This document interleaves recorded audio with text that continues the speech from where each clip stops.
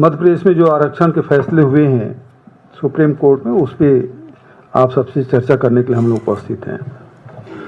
Bharatiya Janata party की चाल चरित्र चेहरा अब उजागर हो गया है। एक बार फिर से साबित हो गया है कि ओबीसी का चेहरा सामने रखकर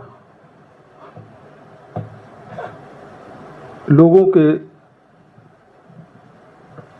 खासकर ओबीसी के हितों पे ठगी करते हैं। 25 जून को फैसला आ गया कि इसमें कोई रोक नहीं है। 25 जून से आज 3 दिन हो गया, लेकिन भारतीय जनता पार्टी की सरकार के कान में जू तक नहीं रेंगी है।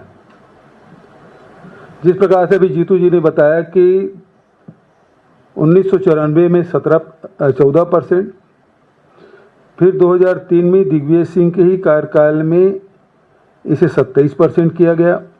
लेकिन दुर्भाग्यजनक बात यह है कि ओबीसी के मुख्यमंत्री रही उमा भारती, ओबीसी के मुख्यमंत्री रहे चौहान साहब, और ओबीसी के अभी मुख्यमंत्री हैं मोहन यादव जी।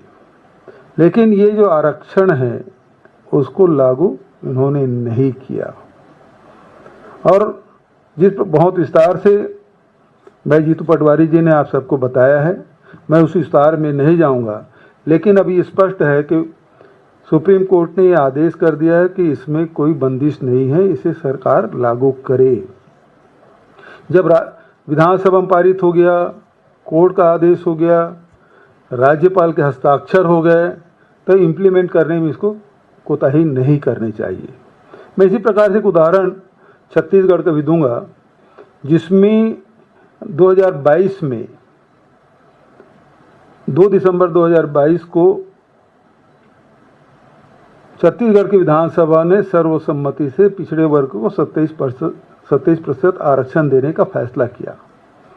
इसके पहले 2 या 3 नवंबर को जब राज्य स्थापना दिवस के समय मुख्य अतिथि के रूप में राज्यपाल महोदया अनुसुईया उइके जी आई थी, तो उन्होंने सार्वजनिक रूप से कहा और मुझे व्यक्तिगत रूप से भी कहा कि आप बिल पारित करिए, मैं एक दिन भी इस बिल को नहीं रोकूंगी।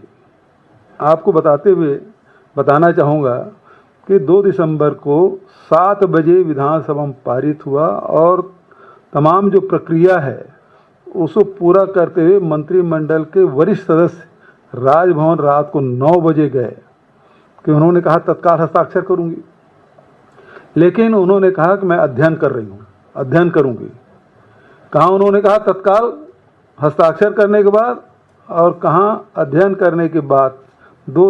अब ये 2 दिसंबर 2022 और आज हो गया 2025, वो अध्ययन ही हो रहा है।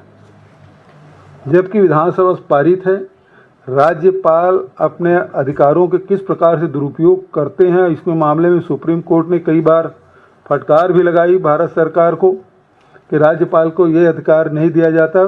छत्तीसगढ़ में भी इसी प्रकार से 2022 से लेकर आज 2025 हो गया और 27% आरक्षण का बिल विधानसभा में पारित होकर राजभवन में अभी भी अध्ययन चल रहा है, वो नहीं किए। तो ये जो भारतीय जनता पार्टी जो चेहरा है वो बेनकाब हो गया है कि ये पिछड़े विरोधी हैं। पिछड़ों के खिलाफ में जो फैसला करते बने वो करते हैं। और अभी जिस प्रकार से जीतू जी ने कहा, हरीश चौधरी जी ने कहा, अनिल जी ने कहा, ये राष्ट्रीय परिप्रेक्ष्य में इसकी लड़ाई लड़नी होगी। मध्य प्रदेश से शुरुआत करते हैं, छत्तीसगढ़ में भी होगा और इसका विस्तार किया जाएगा।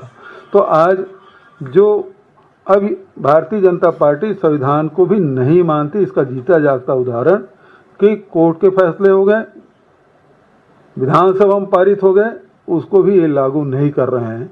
ये बेहद दुर्भाग्यजनक स्थिति।